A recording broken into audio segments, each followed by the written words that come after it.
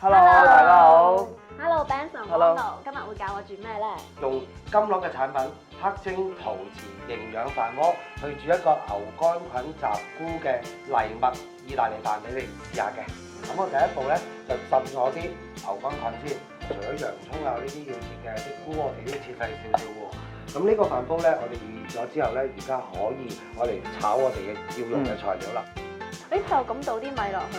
係啊，我哋而家炒咗米啦，我哋落埋牛肝菌嘅湯落去之後咧，我哋就可以倒埋啲藜麥落去。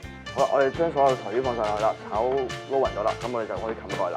咦，咁係咪食得啦？ 10零分鐘之後啦，佢會叫你噶啦，叫完之後俾佢炒多10分鐘就可以食㗎。